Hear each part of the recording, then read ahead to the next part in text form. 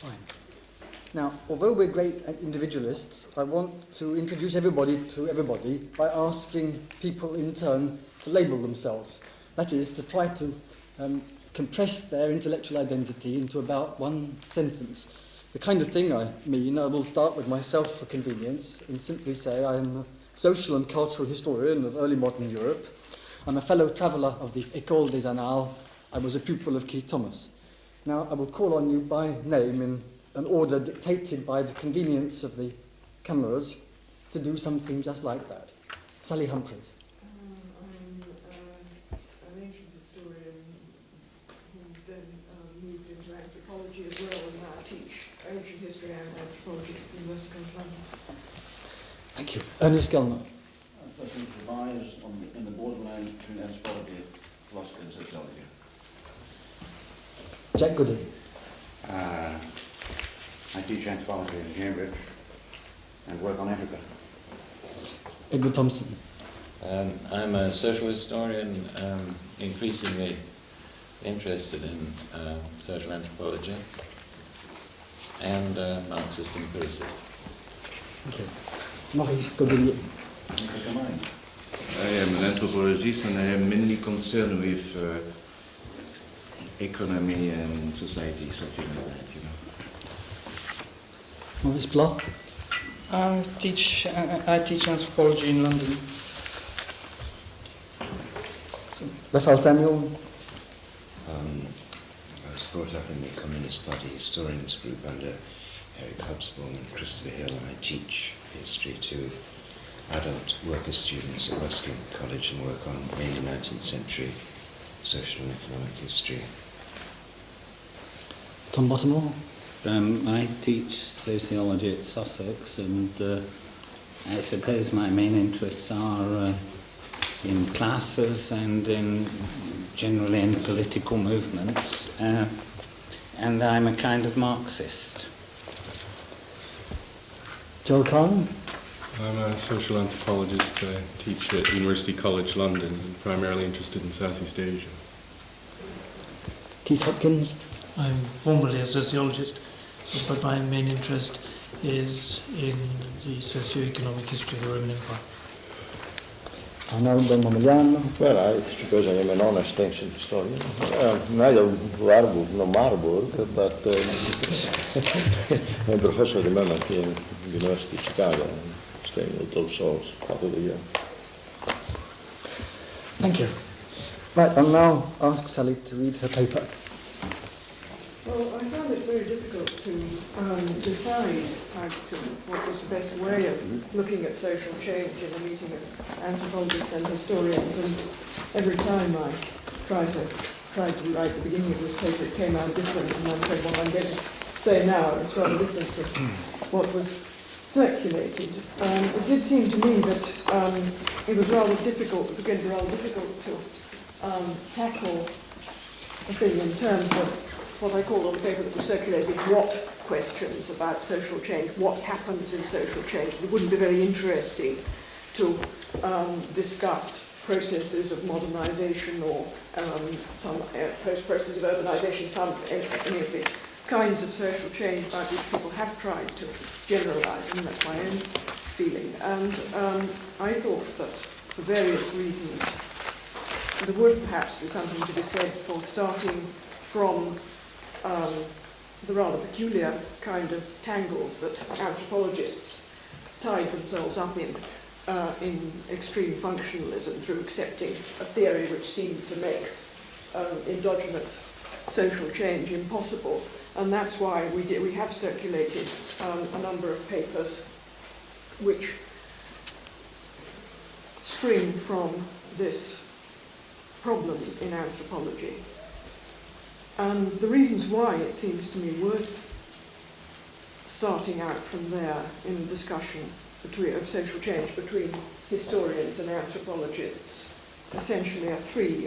In the first place, as the extract from Brodel's preface to his Mediterranean book shows, the Annales school was heavily influenced by functionalism. This means that some of the most, in my opinion, important and original work done on history in this century has been very much influenced by functionalism. I think one can see in that extract that Brodel is adopting what I would regard as a typical functionalist device for handling social change, that is, breaking down the social system into separate subsystems which can be treated relative to each other as external conditions to which the others have to adapt.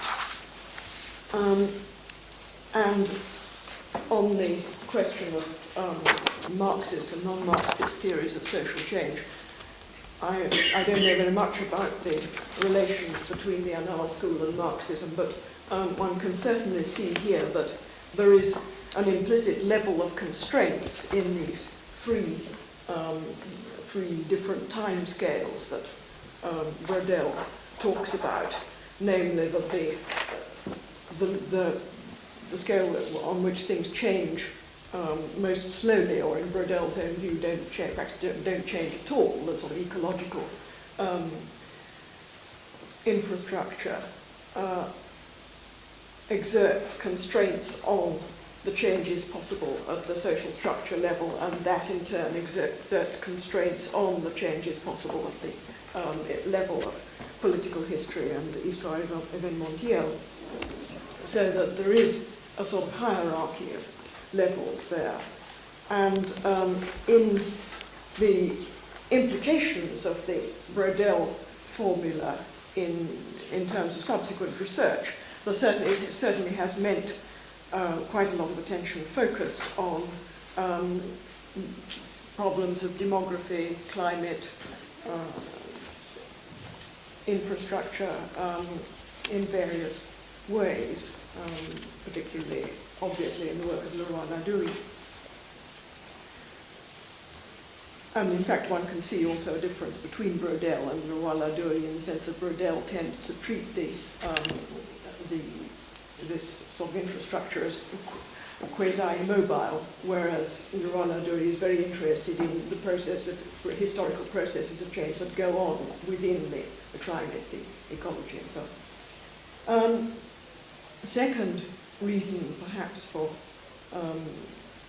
bringing functionalism in is that I think that quite a few historians interested in anthropology are in some danger of falling backwards into rather extreme functionalist positions which have now been given up by anthropologists. I'm not referring to anybody here, but at the last meeting of this seminar, one of the things discussed was Leroy-Ladurie's book on Montaillou, which is an attempt to reconstruct in a very functionalist way a picture of society and culture of a medieval French village, drawn entirely from a series of documents produced by a historical event of a very conflictual kind, that is, the dualist heretic movement and the Inquisition carried out in this village, of which we have the records.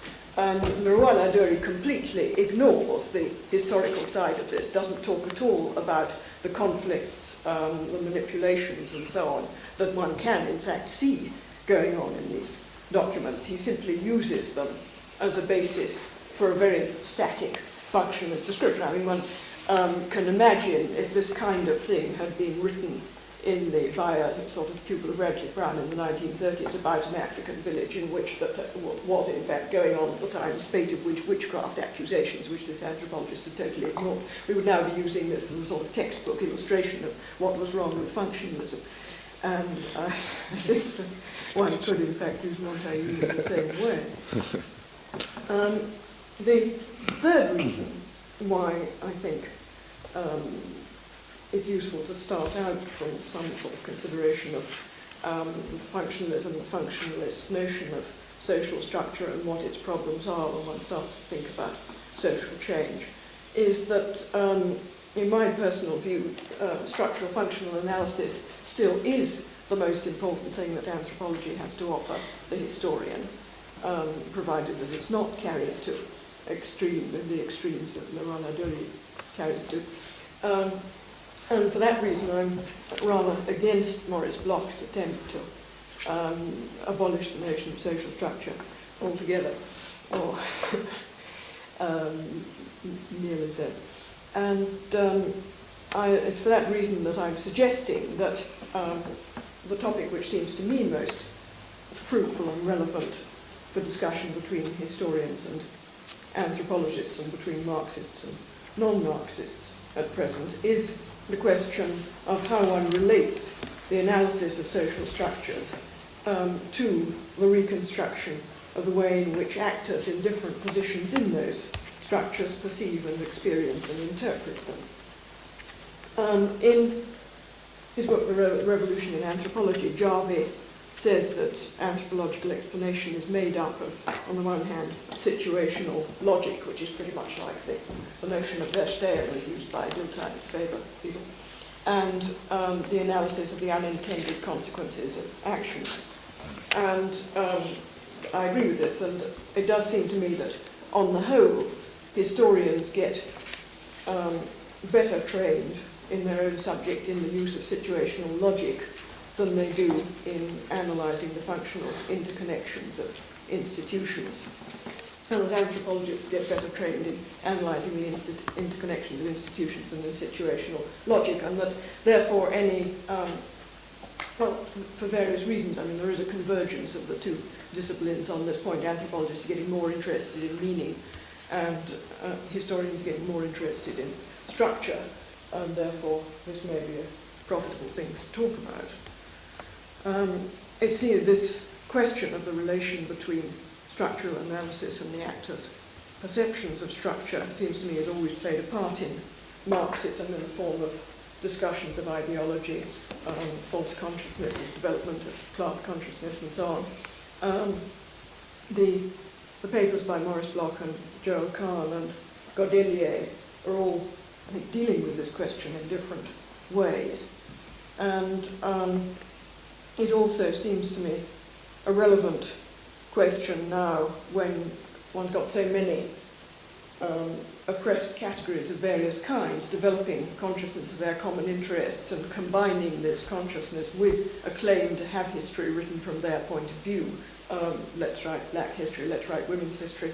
As we've got Rev Samuel representing people's history, I hope we can get him to say something later this morning about how he sees this question of the relation between a structural analysis of society and the way the people in it perceive it.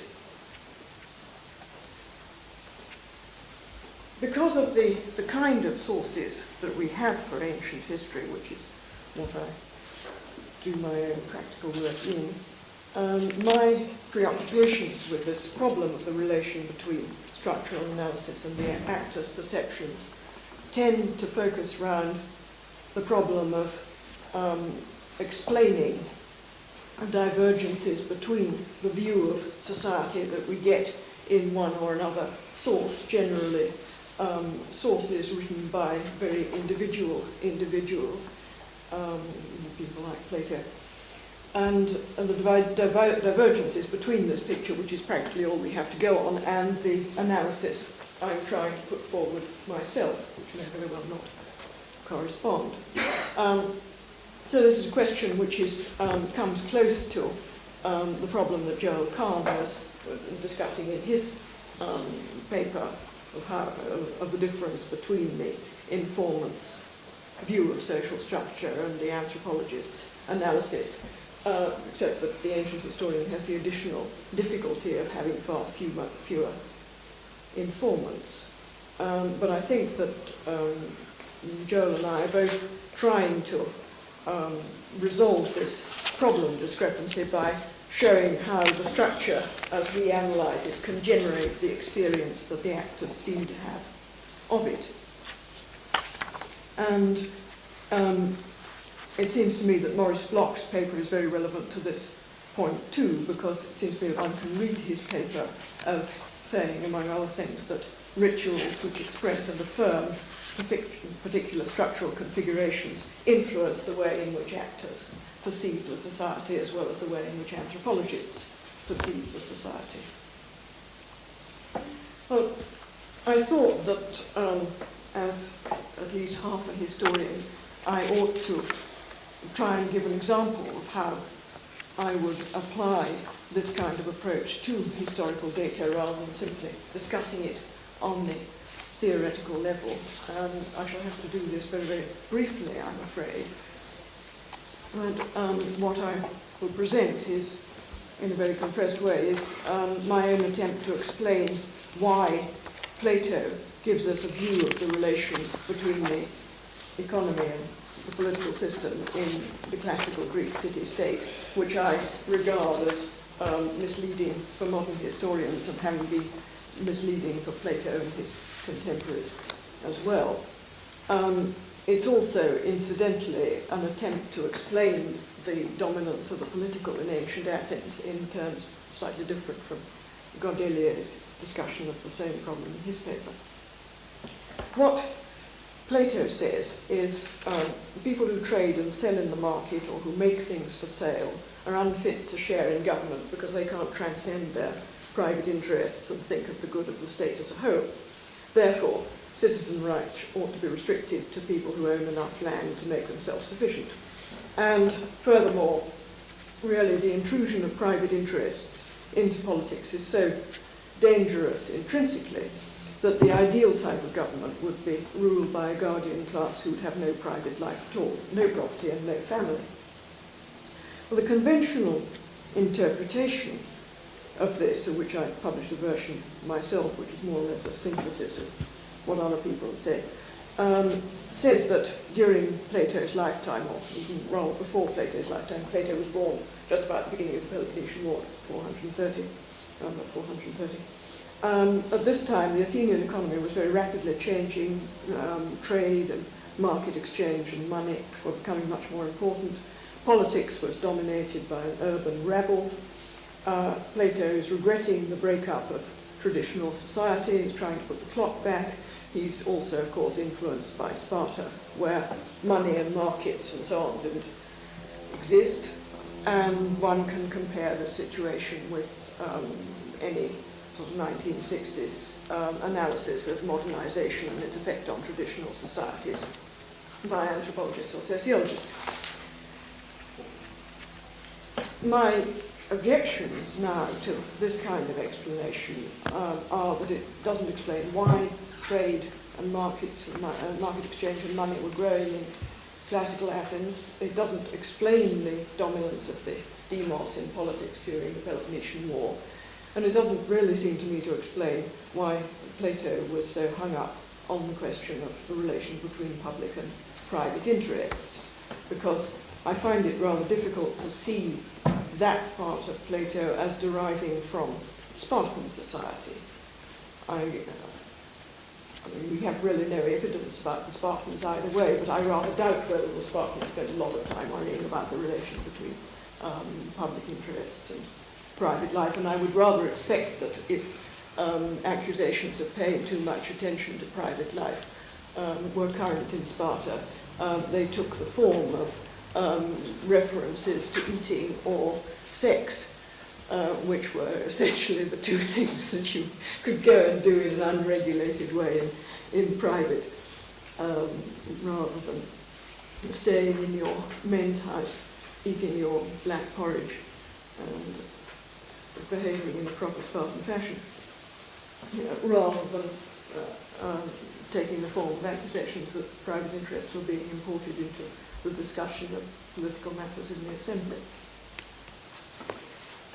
The analysis that I'm trying to put forward is that the growth of trade and market exchange in Athens is very largely the result of the high level of paid military activity through the 5th century, from 480 onwards. That is the result of the Athenian Empire's collection of tribute, which was then paid out to soldiers of Rome who extended and controlled the empire.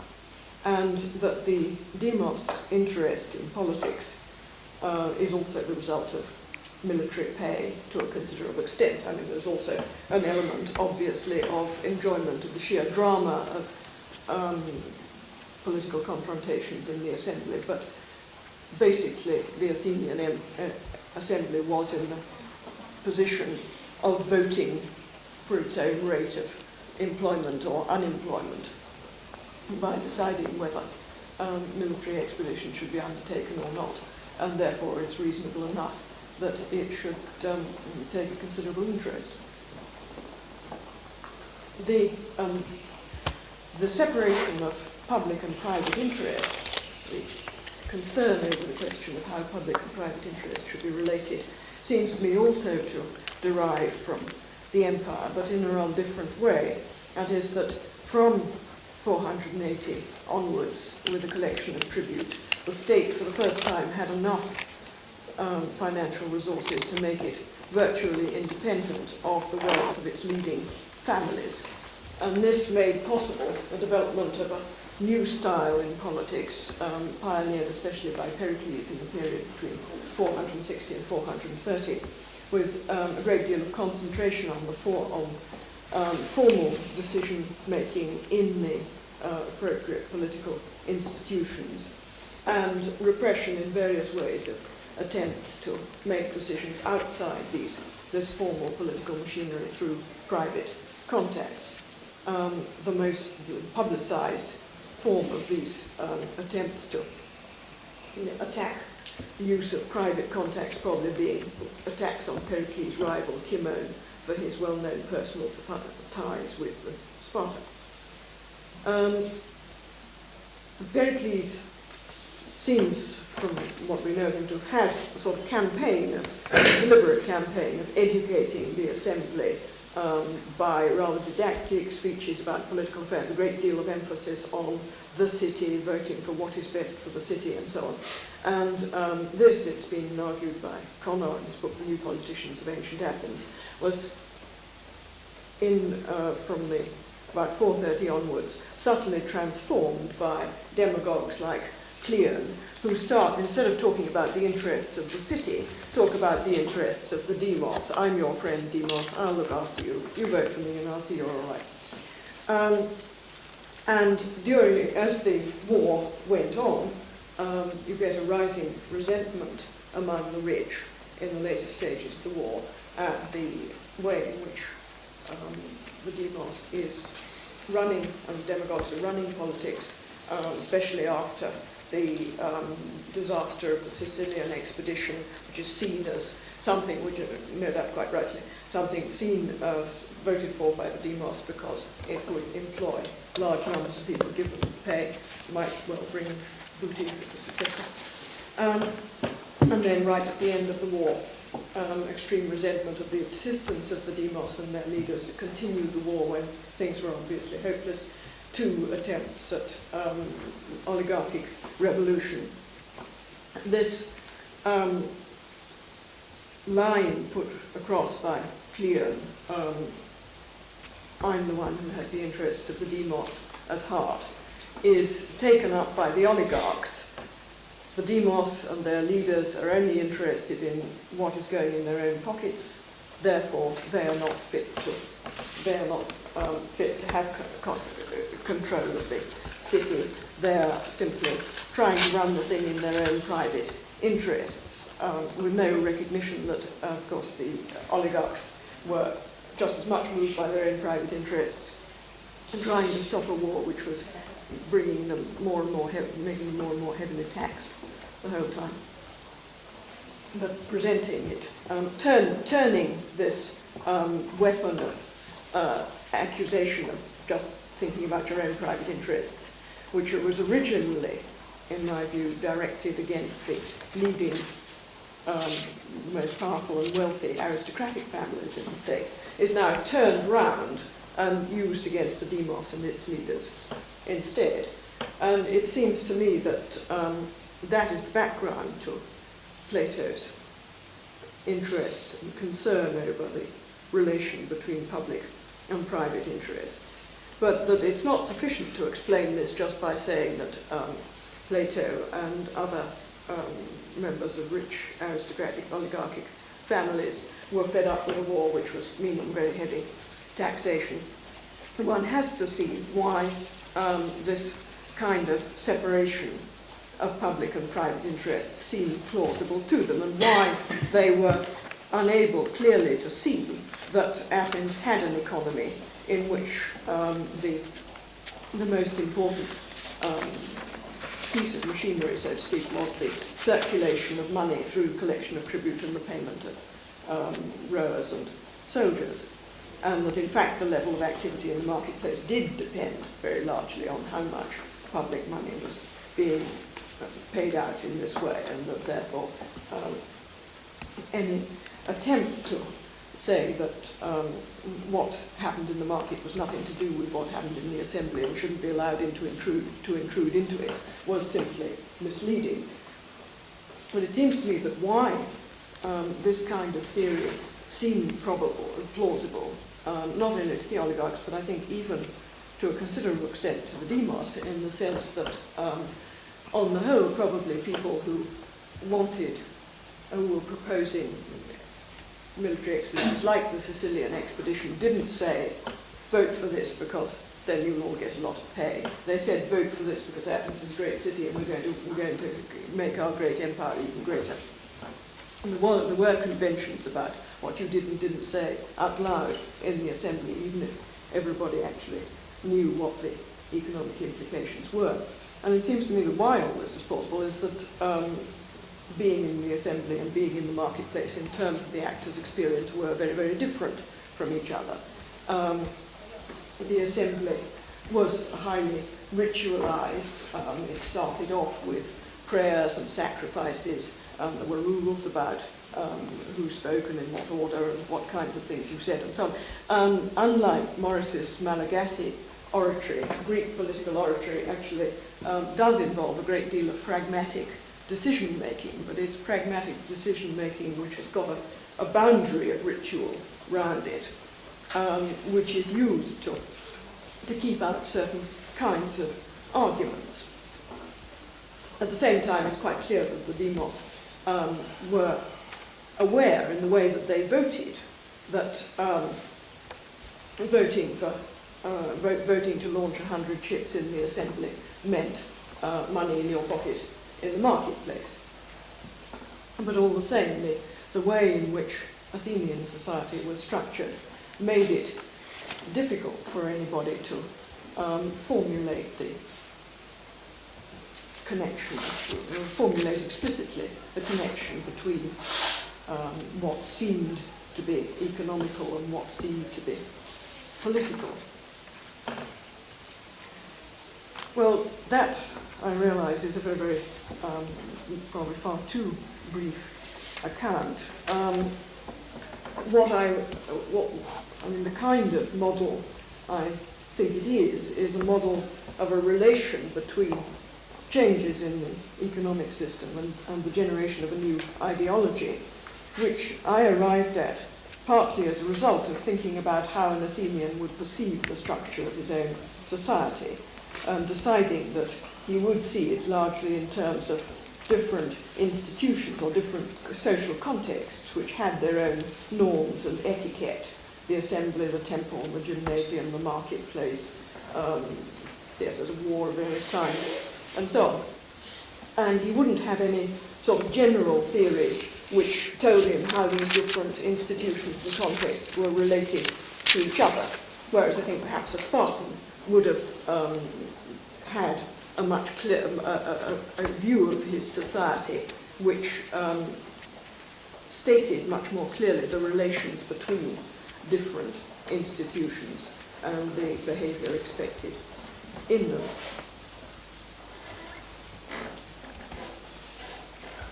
Thank you for being so admirably brief as well as lucid. We pass straight now to Ernest Gellner's comments. Well, I take it I'm meant to be brief. I shall endeavour to be. The Humphrey's figure falls into two parts. And I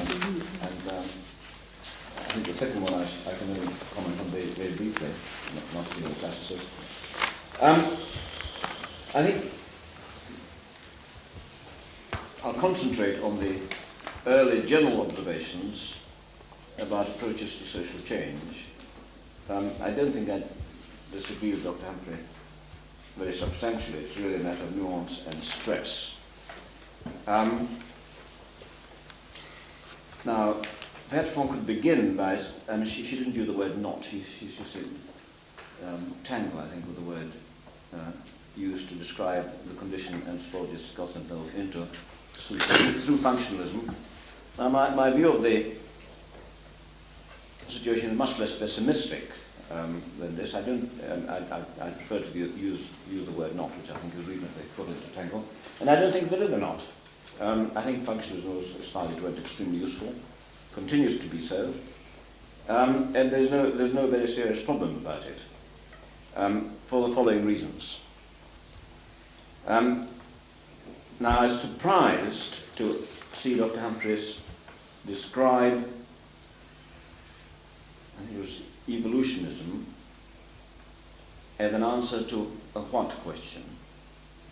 Now, it struck me always as very, very, very conspicuously an answer to a how question. What is true about evolutionism is that the what and the how are somewhat muddled. The essence of evolutionism, what I mean by evolutionism, is to concentrate on the line of development as the answer to the question, why is a society or our society or any society the way it is? And the answer then is to trace a line, to trace the genealogy. Right? One way of looking at it is, of course, it's a survival of genealogical thinking. You explain the position and status of anything by tracing its ancestry and the way it's anchored to its point of origin. This is one aspect of it. But the reason why this is a great appeal, because at the same time, it seemed to be explanatory. It was the how and the what were conflated. I suppose the model for many evolutionists, of course, was Darwinism. And I suppose the appeal of Darwinism was precisely that a mechanism of change, natural selection, was conflated with a hypothetical story about how we got there. And the hypothetical story about how we got there was the replacement of an alternative story. We got there because we were put there in the first place and it stayed that way. So, and it was an answer to a stability hypothesis. But the two things got conflated. And the reason, what gave it an appeal, that it seemed to be explanatory, that it wasn't just... Now, the reason why it seemed explanatory is because stability was taken to be self-explanatory, which is a dreadful mistake. Had we been put there by God or from the start, had species or societies been put there at the beginning by an extraneous force, it was assumed that consequently there is no mystery. Now, the great achievement, seems to me, of functionalism was basically a kind of shock therapy to shock people into seeing stability as a problem, to raise the standard of the kind of explanation that's required. To say, even if a society is stable, the manner in which it perpetuates itself is a problem. Even had there been a kind of sociological version of Genesis, had there been a story according to which the Creator put a certain number of societies there at the beginning and then they stayed put, even had that been true, there would still be a job for sociologists and anthropologists to do. Stability is not self-explanatory. Now, admittedly, the way in which functionalism achieved this shock therapy was put in misleading terminology. What it did was, first of all, had a totally false theory to the effect that societies are stable. So a theory which was both false and contradictory, because they said at the same time, almost in one breath, I think the first generation of functionalists, that one didn't know what the societies were in the past when you don't have records, and that they were stable. It was only the contradiction was only camouflaged by saying it in different kind of ways. You didn't use the word stable means that it was the same n years ago that it is now, but the word stable doesn't actually mention any years and doesn't give any dates. So it's not immediately obvious that you're contradicting yourself when you say that the society is stable and that you mustn't indulge in speculative history. But if you are, of course, to say stable is to indulge in speculative history, and it just looks minimal, it looks a kind of null hypothesis. If you don't know what the past is like, assume that it was stable. What seems to me just as perilous a hypothesis is saying that it had evolved from a previous stage. It just looks slightly, perhaps slightly less exposed. It was a highly paradoxical way. It was a contradictory doctrine. It was ushered in this misleading kind of way. But its real achievement, it seems to me, was not in the slightly camouflaged stability hypothesis, but in the raising of the standard of what is required, what is required for explanation, by making. Well, the stability hypothesis was really built into the method by having as one's paradigm of explanation the contribution which any given institution makes to the stability of the total system. This is the paradigm of explanation. So it's not said that an open major premise, society is stable. It's, on the contrary, it's a methodological rule of procedure that a good job done is to show how the pattern of succession or the inheritance procedures or the kinship or whatever it may be makes its contribution to stability. So that instead of having it as an overt major premise, it's built into your procedures of what is a good job done. Incidentally, the normal accusation against functionalism, that is teleological, seems to be quite invalid, because all you have to do is to read the thing backwards and it becomes straightforward causal. And the paradigm of explanation is then to show how any given institution contributes to stability and how other institutions, or its own features, dovetailing with them, help to maintain that institution in place. But once, it seems to me, the achievement of functionalism was to raise the standard of what counts as explanation. The naivete built into the evolutionist approach, which of course was to take stability as self-explanatory. Functionalism, by concentrating on the problem of stability and quite wrongly insinuating stability as somehow a norm, a pervasive normal condition, by wrongly insinuating this, rightly raised the standard. Once the standard is raised, then there's no reason at all why the new raised standard of explanation shouldn't be applied to unstable situations just as much as stable ones. It seems to me that the valuable element in functionalism is retained. It's a kind of raising of the standard of what puzzles you, and raising of the standard of what you require for explanation, and then you can throw out this quite misleading and slightly absurd stability hypothesis, and just leave it an open question. Some societies are stable, some aren't, and some are stable in different degrees and so on. So in other words, there seems to be no tangle, no knot, just a certain achievement which has to be perhaps, in which the superficial error has to be eliminated and the valuable element retained. From that, I would then proceed. Where does one go next?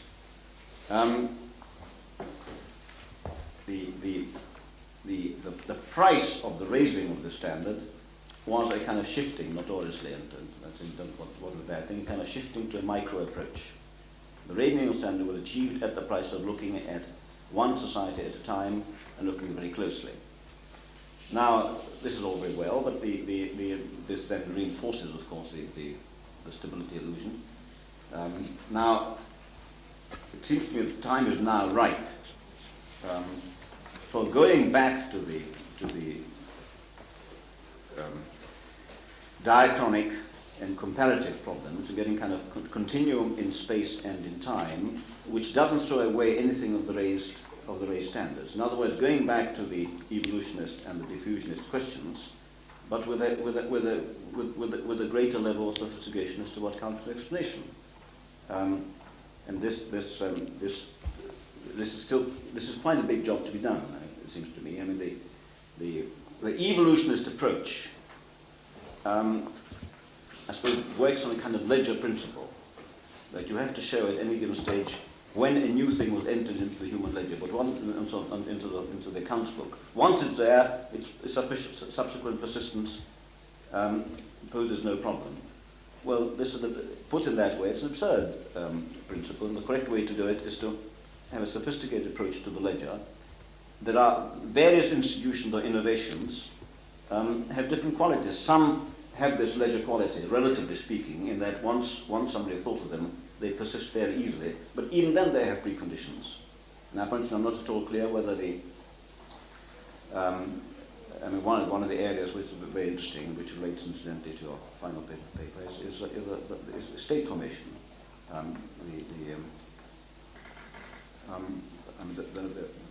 The Marxist approach to state formation is that something which had to start at some point, and once started goes on, whereas the fact of concentration, some degree of concentration of power, is much less puzzling to others, or at least they're not sensitized to this problem. Now, it's not clear to me The various ledgers have receptivity for various kinds of ink, and one has to combine the ledger principle, which underlies evolutionism, with a structural functional principle, which consists in a way of thinking what kind of paper retains what kind of ink. And there seems to be some features about human societies which are unpuzzling and generated without anybody having to invent them. Some of them have to be invented.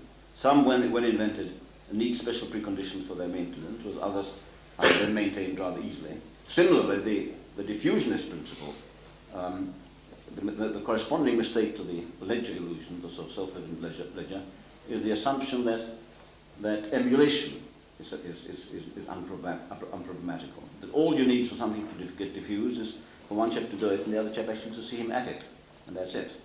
And again, it's not stated as crudely that. Well, again, it seems to be some things diffuse, some don't. And the merit of the structural functional approach is that it was to make one look into the micro-mechanisms which make some things persist and some not. But then one has to return to this, to the diffusionist, comparatist, and evolutionist questions about how things accumulate and the various great transitions, such as state formation, which interests Marxists, or the implication of literature, which Jack has been working on, and so on. That's really the substance of my sermon. I'm just some sort of marginal sort of annotations to this. I'm not terribly happy about respectful references to Marx. It seems to be strange to have to invoke him to justify sensitivity to conflict. I think one is perfectly capable of being aware of conflict without invoking Marx. I mean, it's the posing of evolutionist and kind of continuum questions, which seems to me valuable in Marxism, but the preoccupation with Marx's particular specific theses by talented and able and sincere people always seems to be regrettable. On the whole, seems to me to lead to theology and tautology, where there's a kind of option. Either you make a clear, you extract some kind of clear proposition from it, in which case automatically, of course, you're vulgar Marxist, or you refine those propositions and you add something which is non-vulgar, which is probably vacuous, because it incorporates so many qualifications. And I think this is the point in which I'm probably in great disagreement with some of the people present. Either phrases like mode of production are taken seriously with the insistence on production and the implicit theses that the style of productive activity is somehow decisive, in which case, of course, one is a vulgar Marxist, or, as one thinks, as I believe, the facts of the case require, one is sensitive to the fact that the means of coercion, I think Jack could have called them forces of coercion, are just as important, incorporates them, but then, of course, the whole thing becomes relatively vacuous. Why Marxism should have this hold on people, this endless, somewhat theological attempt to save it, and as I suppose the question outside our terms of reference, and it's part of the sociology of the wider society. And I won't pursue it, but I'm not terribly happy about it. Marginally, I'm, again, to go on to these marginal observations, I think we're a little too kind to my friend Ian Jarvis' urging of situational logic. If I think situational logic is a dangerous slogan,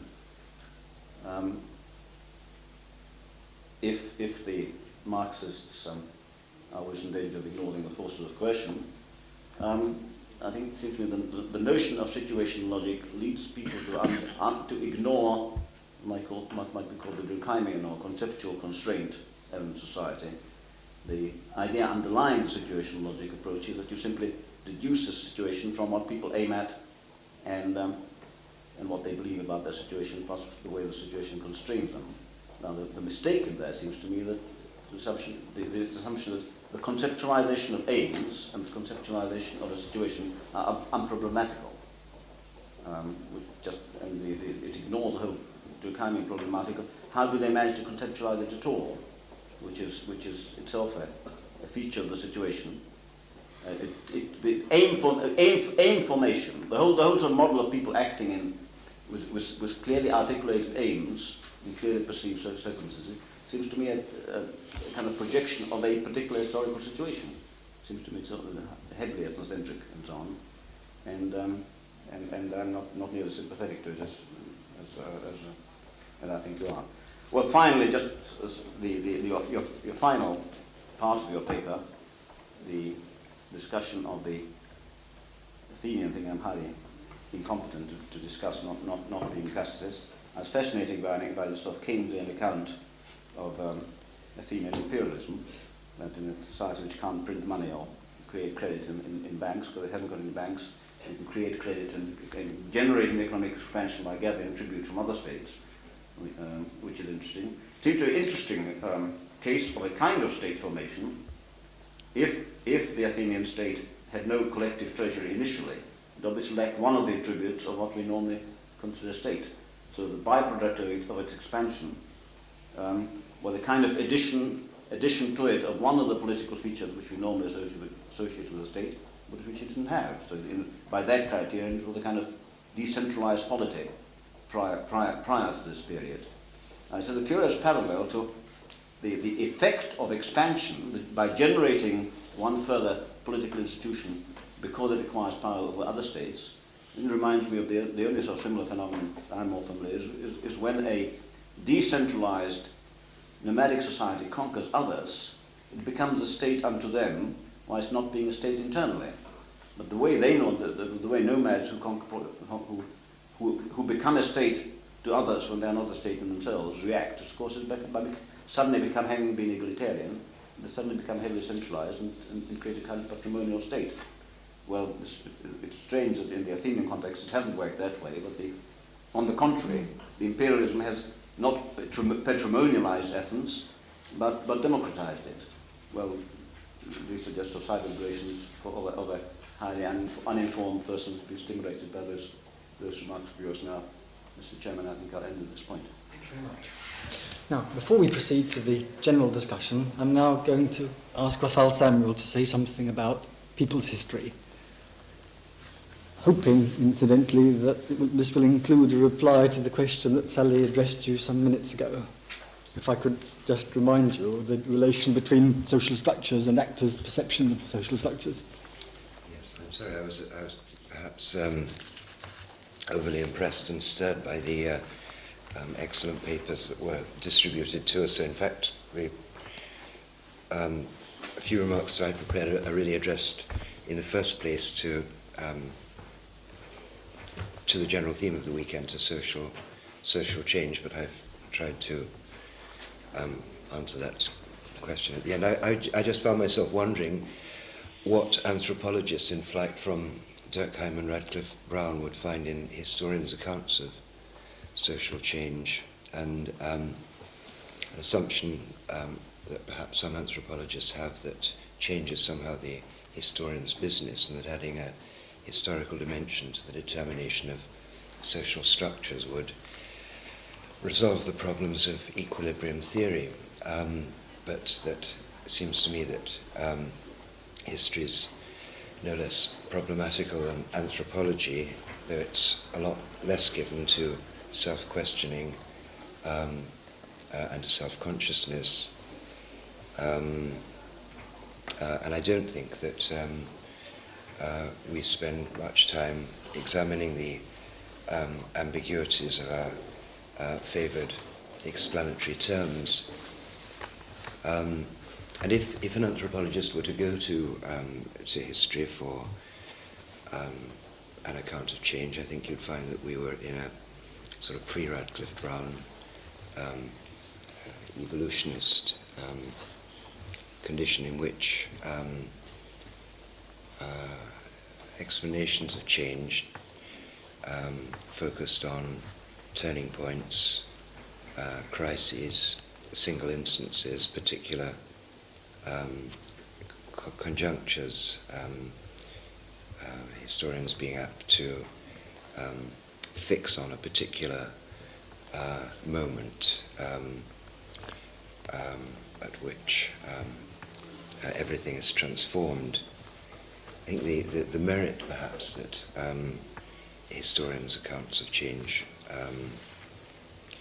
might have for anthropologists in flight from functionalism would be that we do seek for interior explanations of change, for indigenous rather than exogenous causes. But beyond that, I'm not sure what help anthropologists would have.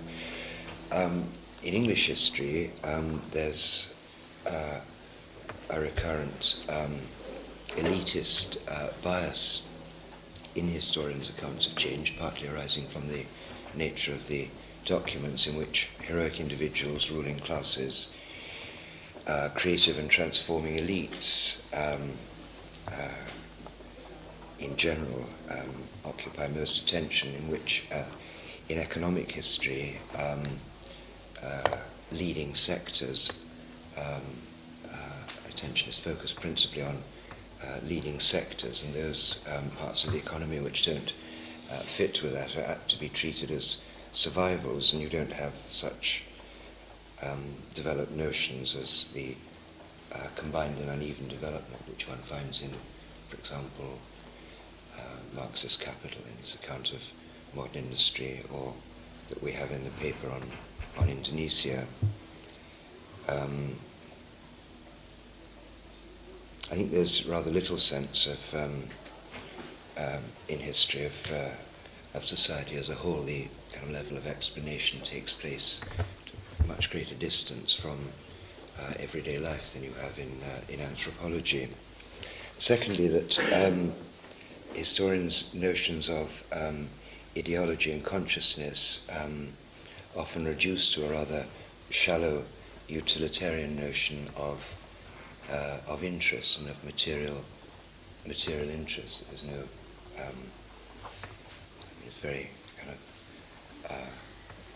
uncomplicated phenomenon. One finds this, I think, in Marxist as well as in a non-Marxist history. One thinks of a concept that's quite important to us in labour history of the labour aristocracy, the alleged elite of the working class in the 19th and 20th century, who, by virtue of their differentials or their superior position in the job market, are thought to have held,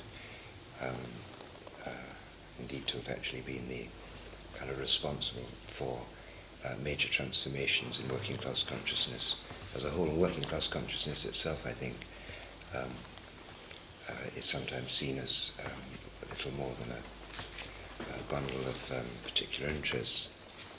And thirdly, thinking of the weaknesses that you might find in our work, ways in which a predilection for positivist explanations, which I think comes partly from the fact that history is very much at the mercy of its documents, and that explanations would tend to be at the level of those documents, and if the documents fail us, we wouldn't leave, as it were, explanatory space for things which aren't documented.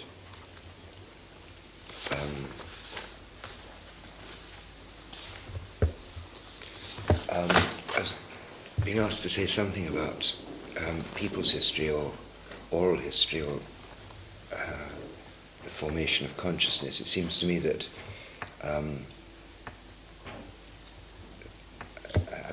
I believe that oral history can be a very great help in recent modern history, but I suspect that it's actually least helpful in the study of consciousness. I think there are I think it's possible to find information about economic relationships, about work, about family obligations, to some extent about systems of authority in the family through oral history. But the one thing, it seems to me, it's explanations through oral history be really perilous, is actually on the way in which people perceive the reality at the time. I think in general that the study of consciousness, therefore of ideology, is the most difficult of the historian's tasks, and that the evidence, whether in manuscripts, documents, or in people's memories, is fugitive, and that the often the most that we can hope to do is to at least show the some of the sources that would have entered into people's consciousness. If one's studying an individual writer, I think it's possible through the Road to Xanadu to show the sources of imagination and reading of a particular individual. And I think it's possible to show the persistence and lineage of particular ideas, perhaps to show what kinds of traditions were available to people. And I think through the study of language, which can be a study in either in documentary sources or in oral history, one can get close to the meanings that people attach to some terms. But I don't think that there's any kind of one order of hitherto unexplored evidence which will resolve a question which is properly one of theoretical discussion, which is, I believe, the study of consciousness to be. Thank you. Now, I suggest we proceed to a brief discussion of the remarks Raphael has just made, and then I will suggest, after a few minutes, that we return to the themes which Sally Humphreys raised and on which Dennis Gellner commented. Perhaps to initiate that discussion, I can just ask you, Raphael, a simple question, which is that you have written about the social structure of Headington Quarry, and when you did that, to what extent did you find that you could discover what that was by going to sources which your informants knew nothing about, and in what ways did you find the remarks that your informants made when you interviewed them helpful in reconstructing a picture of that mini-society?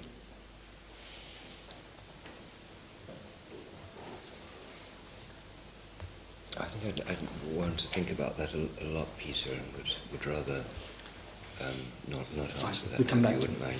Would anybody like to make some remarks on Raphael's remarks? I just wonder if I could make one short remark to link up all three. Is that possible? With pleasure, yes. I'm first starting off with Professor Gellner's remark that somehow the advantage of stability hypothesis in anthropology was that it focused on stability as a problem. I have a feeling it was exactly the opposite in many ways, because, admittedly, the earlier versions didn't, but once you take stability as an assumption, then what is stability, what causes stability, or causes continuation, or causes reproduction, stops becoming a problem at all. Then I'd like to come to what you said. You said that what I was trying to do was to abolish the notion of social structure. I don't think it's quite accurate. What I was trying to do is to try to understand what it was about, given the fact that I've been convinced by most criticisms that it wasn't a description of a full description of society, if that was ever possible. And that I try to sort of see it as indeed one of the mechanisms for bringing about this stability. In fact, a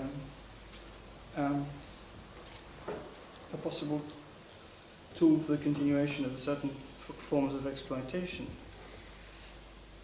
So it's only because one can assume there is a problem about stability that one can ask that sort of question.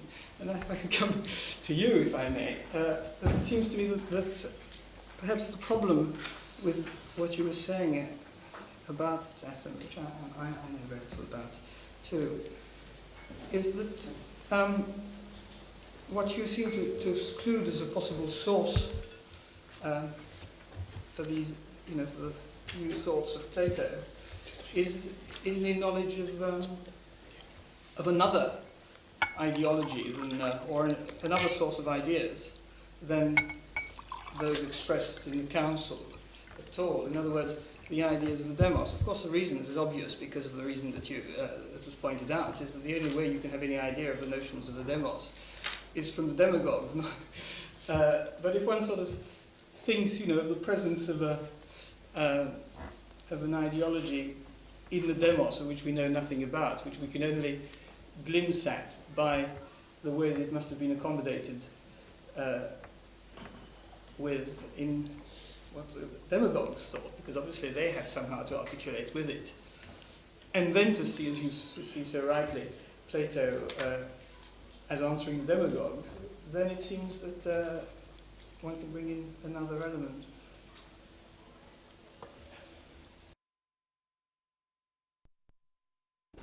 Sources of imagination and reading of a particular individual. And I think it's possible to show the persistence and lineage of particular ideas, perhaps to show what kinds of traditions were available to people. And I think through the study of language, which can be a study in either in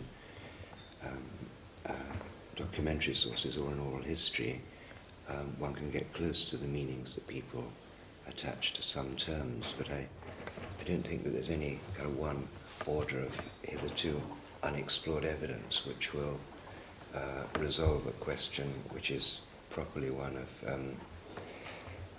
theoretical discussion, which is, I believe, the study of consciousness to be. Thank you. Now, I suggest we proceed to a brief discussion of the remarks Raphael has just made, and then I will suggest, after a few minutes, that we return to the themes which Sally Humphreys raised and on which Ernest Gellner commented. And perhaps to initiate that discussion, I can just ask you, Raphael, a simple question, which is that you have written about the social structure of Headington Quarry, and when you did that, to what extent did you find that you could discover what that was by going to sources which your informants knew nothing about, and in what ways did you find the remarks that your informants made when you interviewed them helpful in reconstructing a picture of that mini society?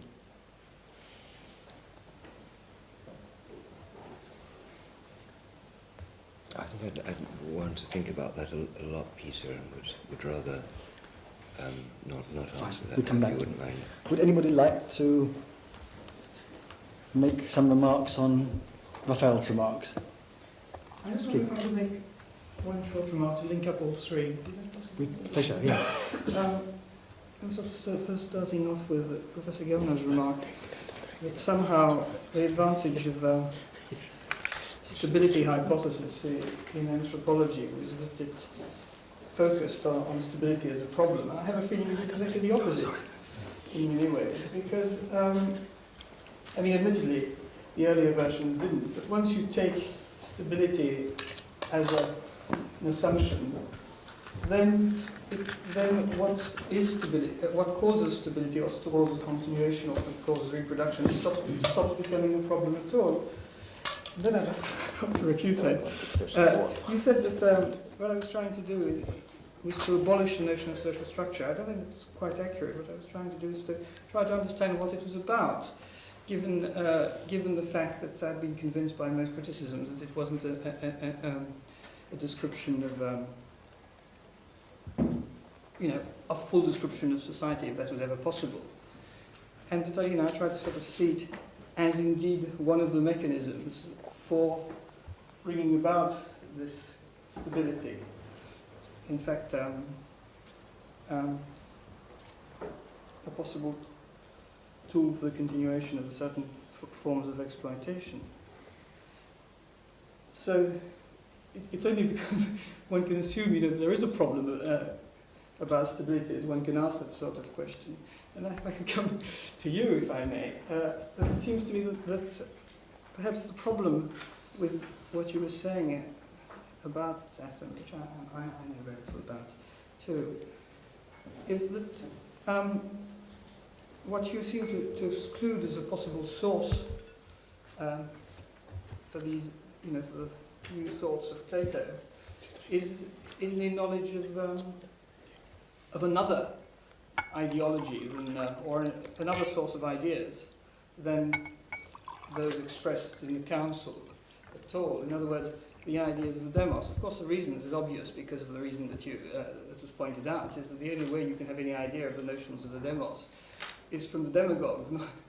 But if one sort of thinks, of the presence of an ideology in the demos of which we know nothing about, which we can only glimpse at by the way that it must have been accommodated with in what the demagogues thought, because obviously they had somehow to articulate with it. And then to see, as you see so rightly, Plato as answering the demagogues, then it seems that one can bring in another element.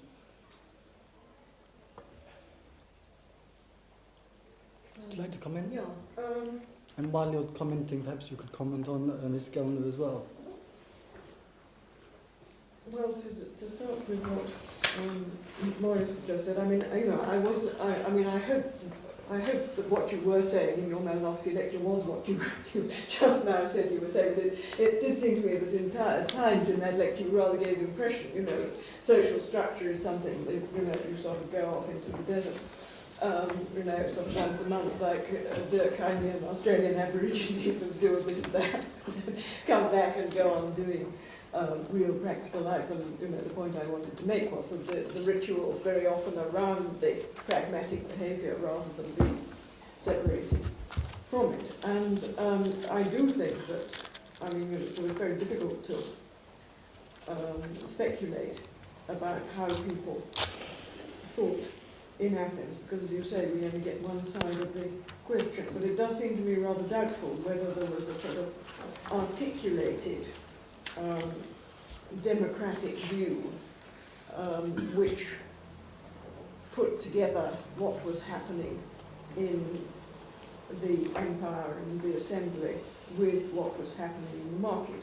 I think that the demos consciousness was connecting these things perfectly well in the sense of how they voted, but that most of the time probably the conventions of how you expressed things in the assembly were maintained as the convention that one talked about the interests of the city rather than the interests of individuals, and that one attacked one's opponents for thinking only about their own interests, were kept up. So, I'm not denying that people can derive from their pragmatic interests a sort of practical understanding of how society works, but they may not get to theorising it if their experience is structured in a way which blocks the theorising, it seems to me. What I'd really like to take up now, I think, both out of Professor Gellner's and Ray Samuel's comments, is this question of situational logic and how one interprets people's interests, whether talking in terms of the interests and perceptions of individuals forces one to think very much in terms of practical interests, because when I was picking up this notion of situational logic, I certainly didn't mean to be accepting the sort of transactionalist view of that, namely, you know, which I think is completely, I mean, you know, either false or tautological.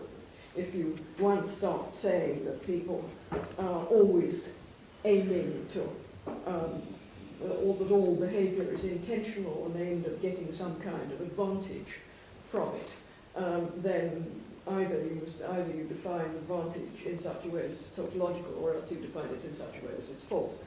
And what I meant by situational logic is much more the kind of thing that Weber talks about when he talks about the four kinds of rationally understandable action, means to an end, standing by ultimate values, custom, or emotional reaction. I think any of these can come under situational logic and do. And this is the kind of, I mean, and I would have said that historians were, on the whole, trained to use the notion in that rather flexible way, and I was a bit surprised that Ray thought that they tended to reduce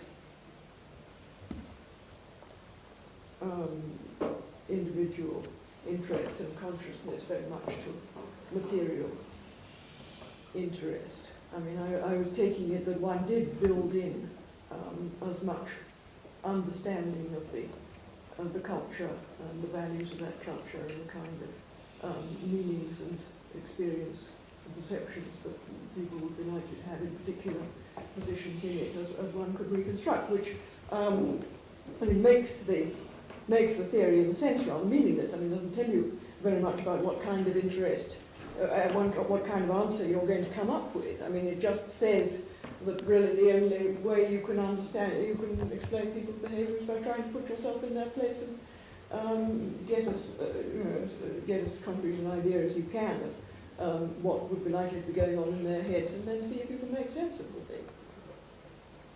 And you know, I mean, as I say, it doesn't get you very far. It does seem to me what historians basically do. Discussion is now wide open. Jack Goodley. Listening to Sally Humphrey's earlier discussion and Ernest Gellner's, I was a bit worried that we were going to get into a kind of binary approach to social theory at a high level, and that we were going to, in a sense, set up an opposition between what anthropologists can contribute and what historians can contribute, Marxists and non-Marxists, functionalists and structuralists on the one hand, and those of us interested in developmental analysis on the other. There really isn't that kind of opposition that exists in that way in the real world, to which, like Edward Thompson, I'm attached. Because, I mean, anthropologists read history. Presumably historians read anthropology. There's no sort of mystique that one can get by being an anthropologist. I mean, simply because one teaches anthropology or one teaches history, there's no mystique about these different fields. I think in the way that, perhaps been suggested, I think my first, having been trained by these arch functionalists like Evans, Pritchard and Fortis, I think I wrote my first paper on penetration, on a note on penetration of Islam into the Northern Territories of Ghana. And I didn't find any contradiction in discussing problems to do with change in one context and looking at problems to do with functional or structural analysis in another. Neither is any biologist, which after all is where the thing came from. I mean, people in biology discuss at one level functional analyses of particular organisms, and another level they discuss the evolution or changes over time in these organisms, and they don't find any kind of opposition between the two. I mean, it's social scientists really, with what Levi-Strauss would call their primitive mentalities. I mean what Levi-Brew would call their primitive mentalities, and Levi-Strauss their savage minds, who see things in this binary way and create the problems which they then spend a great deal of time sitting around trying to solve. It seems the same is partly true as a problem to do with the, I think, with perception of situational logic. After all, if you look at an arch structural functionalist like Parsons, I mean, embedded in there is the whole of G.H. Reed's discussion there, which if it isn't situational logic, I don't know what is there. I mean, it's embedded and intrinsic, in a sense, to the system. And I think, again, one is really in a danger of making a sort of false, a false antithesis in this way, and getting into the kind of situation some of us want to avoid, of a kind of cyclic movement between theories instead of a cumulative one. I mean, I'm certainly not in flight. I mean, to take up Raphael Sandler's point, I'm certainly not in flight against Durkheim, whom I regard as a great social scientist. And yet I'm interested in problems to do with long-term social change. And I really don't see these as being in any sense contradictory.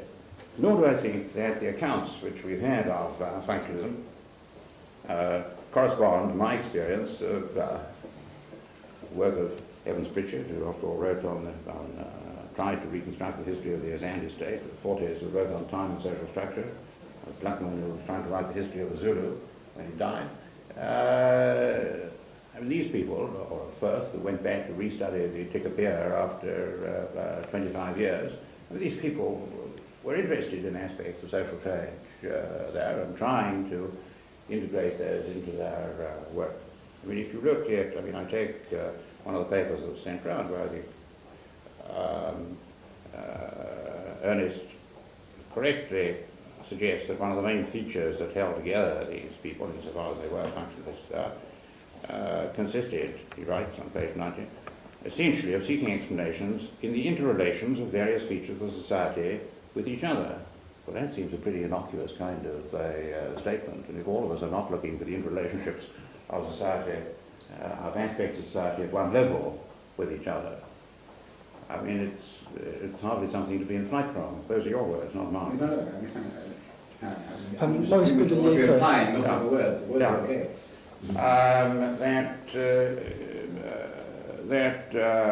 That isn't something which is necessarily going to cut out explanations or looking at the thing in terms of a longer-term sequences. In any case, I mean, the history of the past history of anthropology and a discussion on that doesn't seem to me to be very valuable, but it is worth remembering that a good number of these arch functionists were at the same time, like Shapiro and others, were attempting to look at problems to do with social change. So I think to sort of set up a binary situation here is going to be is a rather dangerous situation to get into. Maurice Goodelier. Yes, I would like to comment on Jack Goody's comment and your comments. I slightly disagree with Jack Goody on the fact that there is no such thing as a mystique of the problem, the discussion between historians and anthropologists. I do agree with him that, in fact, I don't consider myself as opposed to historians because I am an anthropologist and I don't share this belief. But I can give you some information about the situation in Paris. And basically within the Annales school, because I know very well, In fact, now there is a very big change. People like Brodel and others, Logov, they are looking at anthropology to save history. Yes, to save history from something. It seems that just the sort of economic history, with statistics on a long run, evolution of prices of bread in the 19th century and so on, all these beautiful curves and the use of mathematical models to explain history does not work too much. So they are back to anthropology to get a total view of a totality, society. And what they pick up from us is the idea of totality, society as a totality. And what they take from us is an emphasis on ideology, representation the people have of their own life, of their own relationships. And now the weak point of history and the weak point of anthropology is just the same. There is no such thing as a theory of ideology. I mean, they look at us to understand better the way the people deal with sickness, life, representation of life, of reproduction of life, deities, and so on and so on and so on. Because we deal with ideology, we deal with religion, we deal with ideology of kinship, and so on and so on and so on. And so we look very much advanced, forward to them, because in fact it's now they split history in so many little pieces, economic history, history of mentalities, and so on and so on, and they try to join now together all the pieces. And they know that something very crucial is to explain the way the people do understand themselves. Because as a Marxist, excuse me, Ernest, as a Marxist, I have to understand, I have to understand first the way the relationships are organized, the way the people do think of themselves, and the way they act on themselves from the way they think of themselves. That is the dialectic of social life. But the way they think of themselves is a part of the social structure too. I am not of this kind of Marxist, with a model of infrastructure, superstructure, and ideology, and I'm going to come back to this point this evening and to deal with this model, so-called Marxist model, infrastructure, superstructure, and ideology. That is too easy to get rid of that, But that is not Marxist, in fact. It's a way to call himself a Marxist. So that is different. To call himself a Marxist is something, and to be a Marxist is some other thing. And it is contradictory too. So I come back to the point. It's not so clear. There is something like a mystic of anthropology for historians now. Anthropologists, they look at, historians, they look at anthropology to solve problems. And one of the basic issues is to deal with the representation of the people of themselves and the role of representation in the dialectic of change. That is a point. And also, if you come back to the actual practice of the anthropologist, what do? We go somewhere, like Jagodi, anyone here. We go somewhere, we spend years, and we extract from personal informations, from personal relationships, with a few peoples, Ghanaian, Baruya, New Guinea, and so on, we extract informations, and after we write a book, and the book is not called a few information about the Baruya, but we write a book about the Baruya of New Guinea, and we transform personal informations into impersonal compte rendu, review of a society. How does it work, the fabric of a society? Kinship, economy, and so on and so on. And basically, we solve contradiction in our work. Our work is contradictory, just like the historian. The work of the historian is also a contradiction, a living contradiction to solve, to extract from archives something and to deal with these problems. It's a contradiction to solve, you know what I mean, theoretically. So how do we do, anthropologists, to transform personal information into impersonal, scientific, we say, scientific view of a society? And so we have to deal with that. And basically the problem is that, to me, I don't deal with structuralism and functionalism, Marxism and so on like that. The issue is when you get a society which maintains itself for centuries and so on, we have to understand if there is something like an hierarchy of causes explaining the stability and instability. Because, we all agree on a basic thing. Not everything has the same effect. And if you like it or not, we are all concerned with an hierarchy of causes to understand the functioning of a society and the evolution of society, evolution between brackets. And the difference between being a Marxist or not Marxist is to have an hypothesis about the hierarchy of causes, not the reduction of every cause to one, but an hierarchy. I mean, we have a sort of everyone, being Marxist or not, has the same formal attitude. There is something like an hierarchy of causes to understand the functioning of society and the evolution of society. The society we know, I mean, the Baruya, I don't know, England in the 17th century. And if you read Broder's paper, it's beautiful. He's dealing with an hierarchy of causes, ecological causes, stable for 2 millennia, economic history, and events at the surface. So he's dealing with an hierarchy. He tries, as a scholar, to understand, to find, to discover an hierarchy of causalities, of causes. That's the main issue. Now we can play around with structural approach, functional approach, interrelation of features, social features. It is all right. We are all functionalists. We are all structuralists in some way. And so, basic point, what is the hierarchy of causes, explaining the structure, the evolution of the structure, and the representation the people have of their structure. And to explain all these things at the same time in one within one theoretical framework, that is the challenge. I mean, that is the challenge. It is how I understand. It is why I comment on your comment, not strictly on your comment, but on your comment. But we shall go back to the points later on, I think. Dennis Gallmer. I just want very briefly on some of the specific things. I entirely accept Maurice Cordelia's formulation of what divides us, namely the hypothesis about hierarchy. I think this seems to be excellent because it highlights a very substantive and important point.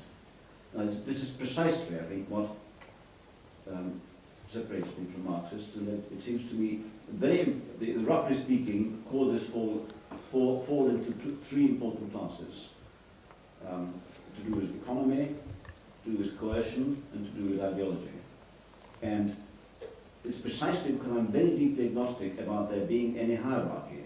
It seems to me which one of them is predominant is a very open question, and I'm very, very skeptical about there being a general hypothesis that one of these is in general more important. I do not know, but it certainly both for the understanding of many traditional societies and in turn for the understanding of our own middle to late industrial society, the means of coercion seem to be more important.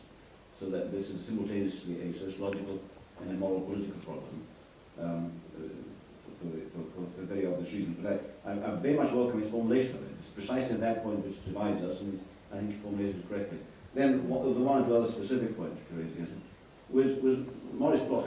I disagree on the impact. He said precisely because the stability hypothesis made stability undiscussed. Well, at the abstract level, this was so, I agree. And the general thesis, it wasn't even discussed because it wasn't presented as a universal thesis, all societies are stable. Had this been done, it would be blatantly absurd. It was hidden. It was hidden under the injunction, don't indulge in speculative theory, speculative history, which was formally equivalent, but didn't sound the same. Because what it meant was, don't indulge in speculative history meant look at the society as it is, on the tacit assumption that it's stable, and see how the institutions contribute to that stability. At the abstract level, it didn't stimulate discussion, and when ultimately it did, when functionalism migrated from anthropology to sociology through Parsons in the post-war period, then, of course, there was kind of ideological capital to be made. People thought they could make their intellectual reputations on suddenly discovering conflict. And there was an outburst of people discovering conflict as if it was something new. At that level, it wasn't terribly fertile. But at the micro level, it seems to me to be enormously fertile, because by tacitly assuming stability, it will just go and look precisely how the institution works. Instead of assuming, incidentally, this is my disagreement with Jack Goody, where he quoted the thing about looking at institutions and said, well, what's new? Well, it was new once upon a time, because people assumed that institutions just had a kind of inertia like physical objects, and if they were there, they were there, and this didn't require explanation. The only thing we need to explain who thought of them first and initiated them. And the achievement of functioning was precisely to make people not look at the origin of institutions on the irrelevant grounds that we didn't know about the origins, but in a fertile way make them look at what sustains them. But this is a familiar story. I didn't mean to say that it wasn't new. What I meant to say was that having come in, it wasn't... Oh, by now. Sure. I mean, it wasn't something that we were in flight. I think there are two dangers to take your cue about polarized thought. There are two dangers for anthropologists. Some think that functionalism is something dreadfully new when it came, and ignore the fact that it was a commonplace of conservative political theory. And equally to be dangerous to say this will always be with us. And finally, on the point of situational logic, of course, it isn't only quite right. As you said, it isn't only the Marxists who are in danger of either having the best weight between a vulgar theory which is false and a refined theory which is vacuous, because it's equally true of situational conditions, so to speak. I still thought that transactionalists are not the most important specimen. The most important specimen of situational logic people are economists, the whole of economic theory based on this kind of thing, and of course you misled me in a way by Ian Jarvie takes over that tradition, and the idea is the way to proceed in certain times is assume that people have clearly articulated aims, picture the situation, and then allocate their resources, their energy, their time and so on, in terms of the priority they give to their aims, and their assessment is attributed to the circumstances. Now, on this point, I happen to be Marxist, and I think that this way of looking at this, a accountant's way of looking at things, something specifiable which you maximize, and this is a extrapolation of a special type of economic organization, and a very privileged and very untypical situation which prevailed in the early 19th century and thereabouts, a bit later and a bit before. The very untypical situation where, for very specific historical circumstances, the economy was separated from the polity, where, in other words, people could attempt to maximizing their profit without looking to their safety, where they could think of people as workers and employees rather than as kinsmen, allies, political dangers, and so on. This seems to be untypical. It's not true of previous periods. It's no longer true now. It's a very untypical situation, the historical precondition of which can be specified, misled both the classical liberal economists and Marx, and both of them exaggerated this highly untypical situation, and it still echoed through the classical economists, and of course through Popper and Jarvie and so on. And that's, given the fact that you wrote Jarvie, I thought you meant that by situational logic, and I know Popper and Jarvie mean that, and that doesn't seem to me to be my local approach. By the time you say you incorporate the way people are conceptually constrained, by that time it will become totally harmless. Yeah, I didn't really read Jarvie that way. I mean, I thought I really was laying much more emphasis on the whole sort of conceptual system rather than the actual aim of acquiring the cargo. Well, paraphrase what Lasky used to say about Marx, you read Jarvie in your way, and I read Jarvie in Jarvie's way. Arnaldo Momigliano and then Maurice Goudelier.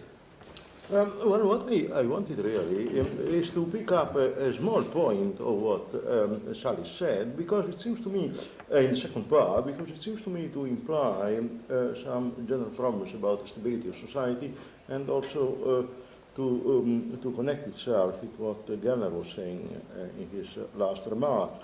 It's obvious that in Athenian democracy, when you voted war, you certainly voted to create an income to the demos, but also, equally obviously, you voted to create a certain number of dead people or a certain number of prisoners by decree.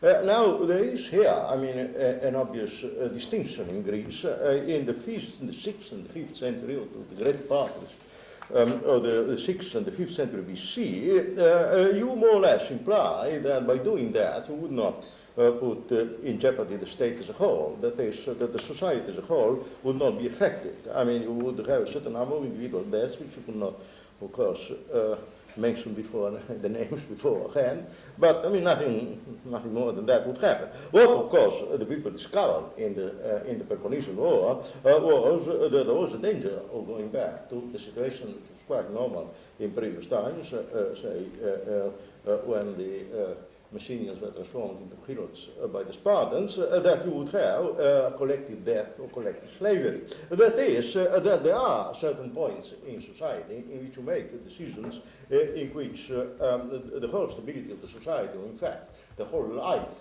of the society, I mean, as a collection of individuals, is at the stake. And that was, of course, the normal situation in Assyria, or to a certain extent in Israel in the earlier period. Now, the point about this is that you have a certain type of decision in these cases which affects the whole life of the society, which seems to be taken when that happens in the most looking in Weberian terms, the most unrational ways. That is, I can see, for instance, in Athens themselves, with the Athenians themselves, but we could see that in other societies, say, what the Jews decided in 70 AD, to take decisions which obviously have as a consequence only the destruction of your society, or even the collective death of a very considerable number of the members of your society. Now, what I wanted to ask is just that. I mean, what is our consequence in the analysis of stability of society if you have to make a distinction between decisions which fundamentally do not affect, at least in the mind of the people who are taking them, the stability of the society itself. On the contrary, other decisions which quite clearly, in the minds of the people who are taking them, affect the stability of the society and indeed the life of the society. Do you want to answer that, or shall I ask Maurice to make the next point? Well, I would have thought that what happened in the late 5th century in Athens was that some people in the society thought that the decisions being taken affected the stability of the society as a whole, and others didn't, and that the ones who thought that the stability of the society was threatened did in fact take revolutionary steps to overthrow the decision-making process for that reason. But I'm not convinced that all Athenians yes, thought. indeed, I would agree entirely with you in this particular case, but that would seem to me is exactly the type of situation in one has to analyze, in which there are people who think that what you're doing is simply, to make a slight change in the situation, and there are the people who realize, on the contrary, what you're doing is, just to put in jeopardy the whole of the society as such. And this is, of course, the same situation in 70 AD. There were certainly people who knew that perfectly well or not. But it would seem to me that, at least for the period of history which I know, that this type of decision or distinction in the process of decision making is to be made, and is, concretely is very important between. This is at the conscious level. Then there are, of course, other problems about what happens at an unconscious level. But I'm simply now speaking here, of what, the more you have the death of life, the decision making, the less reasonable.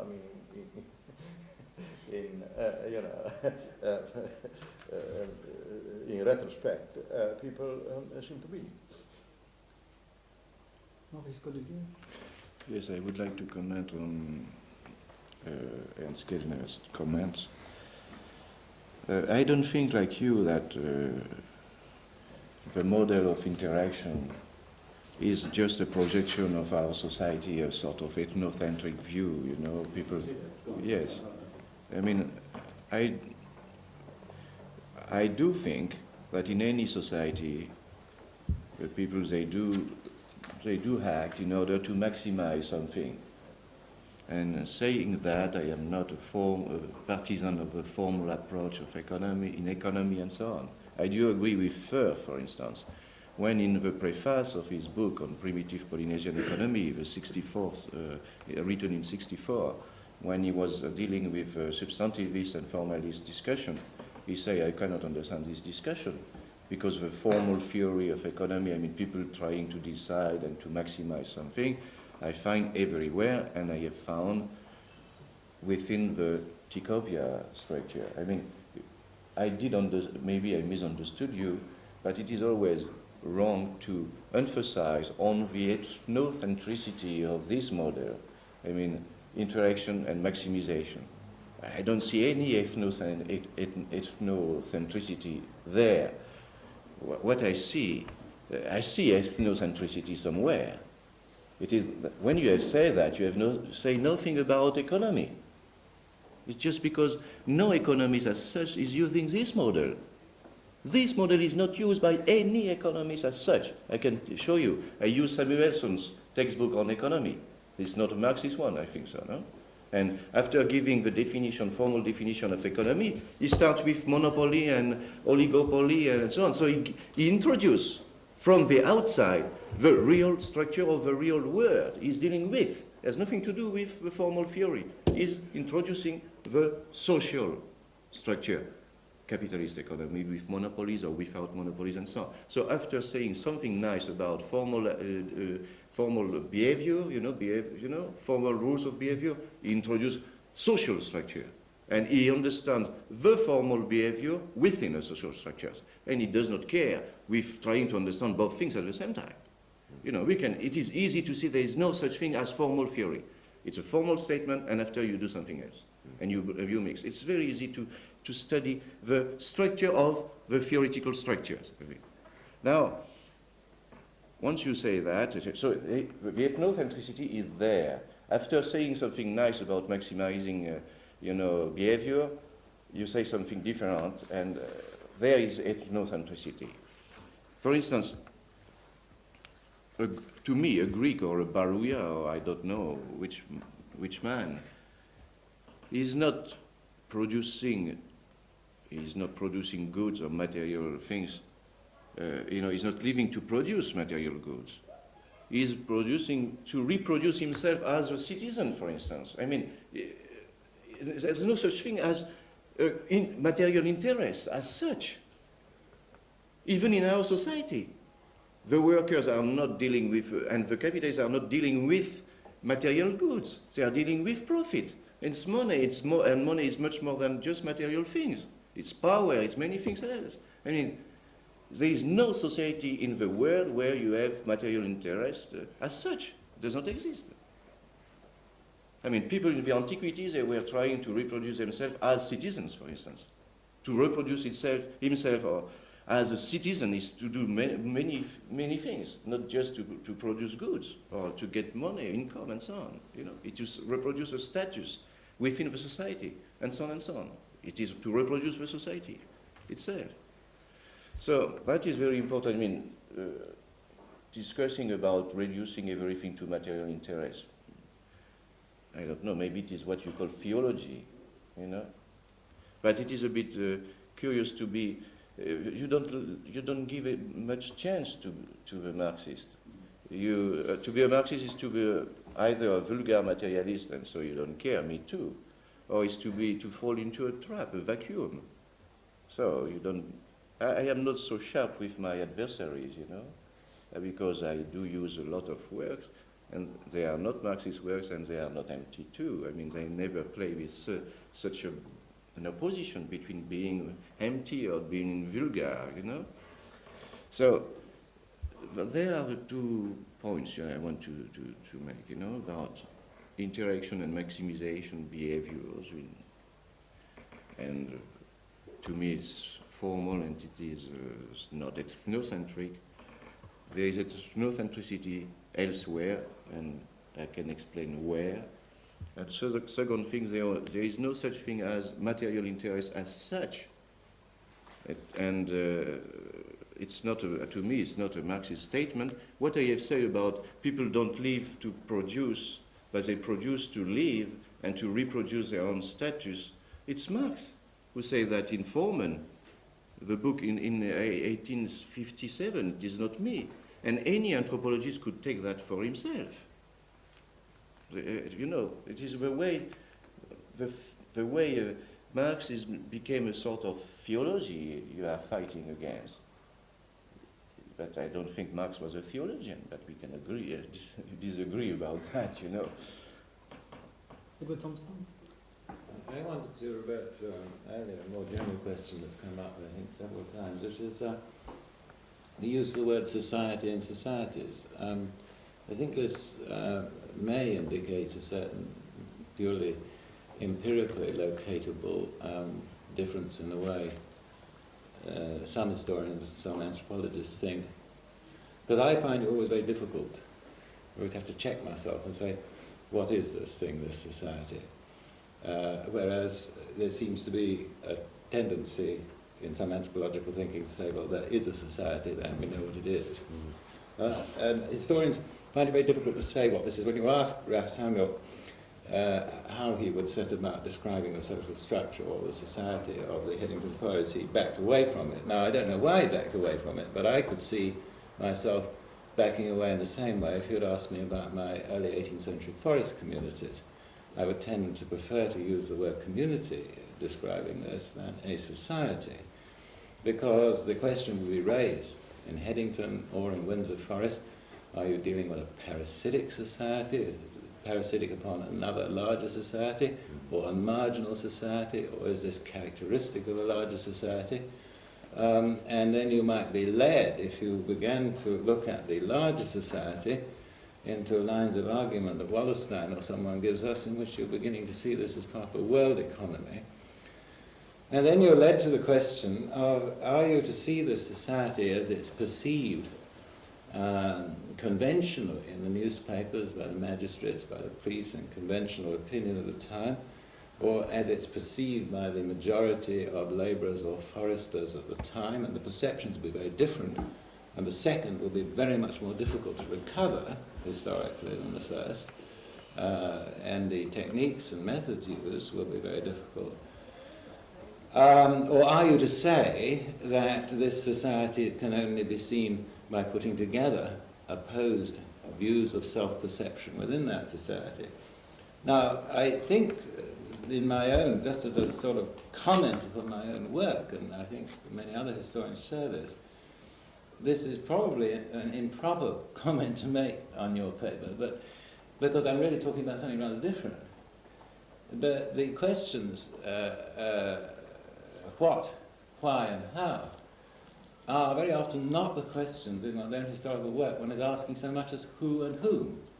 And I think one has to put those questions together with your questions. I put them back at Gellner too. I mean, he tells us with some confidence that he knows there are three causes, which are economic, coercive, and ideological. And I would say again, who, whom, that all those causes in the societies that I study operate through, are operative within societies which I cannot study without some concept of contradiction and some concept of class.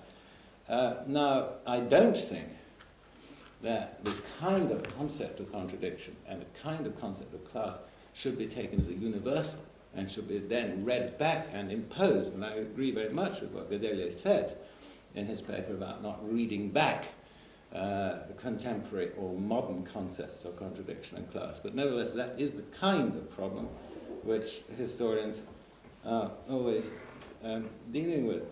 So that to deal with a society, one tends to be offered, as a historian of the last 300 years say, various alternative ways of doing it. One is the positivist way.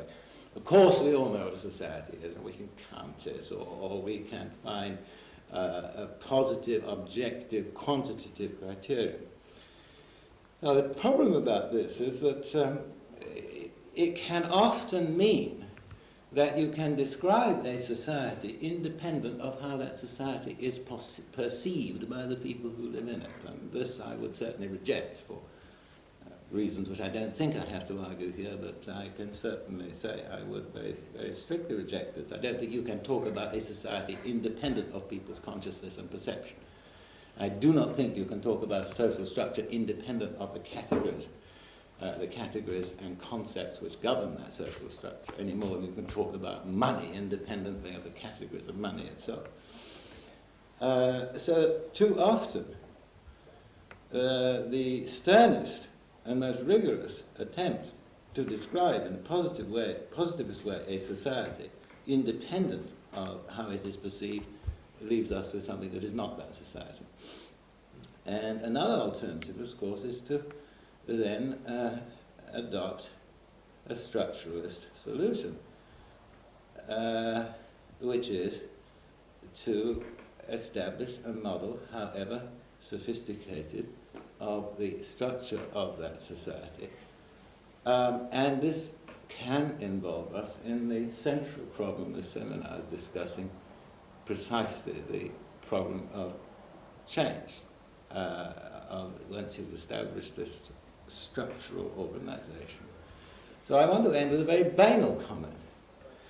a very banal comment indeed, which is that I was terrified by all the theoretical thunder about 10 years ago into believing, like many of my more advanced historical colleagues today, that the most stupid form of history was, if any more, was narrative history. And tended, in my own work in the last 10 years, to opt for a more themal organization of my work, sometimes the themes being selected, in a sense, by preoccupations of social anthropology. And I've now come to the view that while this is a very fertile and useful thing to do, in the end, the most exacting, and I mean analytically exacting, account of the process of change can only be embodied in the fullest scale in narrative history. I don't mean empty narrative history, but I mean analytical narrative history informed by this conceptualization and self-consciousness about it and themal organization of it. But in the end, you have to put those things back together, because a structure alone is not the same thing as the actual eventuation of history itself. Yeah. And only when you consider it operation, then I think we have to then examine once again and think again about what we mean by historical logic, what historical logic is. Well, this is too big for me, and I'm not competent to really try and talk about this, but in the sense that in modern history, since change is very rapid, and much more rapid than it is in certain earlier societies, it is, although a very imperfect laboratory, a continual laboratory for testing concepts. Because if A, B, and C are related in these ways and not in other ways, historical logic will suggest that they will give rise to D rather than to F, G, and Y. Now, your logic may be faulty, but other historians can play it back. And this, I think, is what one is doing all the time. One is saying there is this structural organization of society. That is why the event, analytically examined, eventuates in D. And then other historians will come and examine that logic in the light of their own empirical investigation to see if another factor, F, has been looked at, a contingency has been left out of this examination which alters the whole logic. To what extent and for what reason would you give an account of change over time with concepts which contemporaries would not have used? Well, I'm much preoccupied with this all the time in the question of class, because I think we use class in two quite different ways. And I think when I'm talking about the making of the English working class, I am talking about something which actually has an observable empirical content.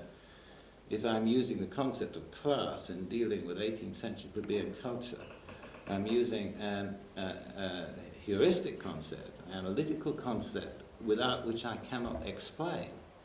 But it is not empty of empirical content. That is, in the sense that if riot performs this kind of function, if the hegemony of the ruling class can only be held by this kind of modulation of permissiveness and terror, this can be explained only by seeing a polarization, a field of force within that society, which we call class. And that is the empirical content, that is the examination of the actual events and mediation of social relations as observed. But I'm very much aware of this problem. I think probably historians must increasingly become aware of this problem, that one often has concepts which in one position may have an empirical, manifest empirical quality, and in another position are heuristic. And people get confused. One moves between these two uses and often is self-confused by it. I'm sure I have been. So you'd make a conscious choice between alternative conceptualizations like classes and Stände at every point in the research? I think one should, yes. I think one should become self-conscious of this, yes, and be willing to justify it, yes. Oh, that's good. Yeah, to come back to the point about class and the concept of class. Last year I've been trying to trace the origin of the concept. So I went back to the French economist in the 18th century. And curiously, you see people like Turgot and Quesnay, the physiocrats. And Quesnay is a nobleman. He knows perfectly about Stand, you know, orders, social tiers état, noblesse. And he writes a book, Economic Tableau of France, with 3 classes. And after, it was in 1759. And so I went to read Smith. He came to Paris, he talked to Quesnay, he wrote a book, and he used classes. And after, I went to Ricardo, 1804, and he used classes. And all these people, they knew perfectly about nobility, peasants, and so on, as orders. So how these people have been able to use, to trace, to build up a tableau, you know, a view of France, a new economy of France, to use classes instead of orders.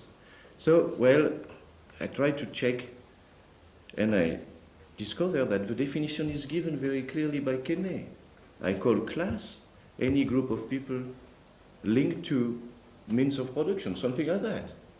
So he was, in fact, getting rid of the old structure of the society. To him, it was not operating anymore to define the economic basis of a new society. So he knew perfectly about orders. And so I went back now to the German ideology, the book of Marx. And I saw for pages and pages Marx using orders and classes. And I came back to the manifesto of Marx, 1848. And Marx uses class to speak about the patricians. But he knew perfectly the patrician, the equites, the chevalier, I don't say in English, equites, or the craftsmen. No, the equites in Roma. The knights and so on. He knew very well they were not classes. How Marx could take orders for classes and classes for orders. I can give you a list of quotations in which he makes a very clear distinction between class and order. And other quotation, he takes class for order, or order for class. So Marx was wrong. Or he was stupid. He was the most stupid fellow. And in fact, you understand that there were 2 concepts of classes. 2. And it's very now interesting to look at books of the sociologists about the concept of class. In fact, Marx is using the concept of class in 2 ways.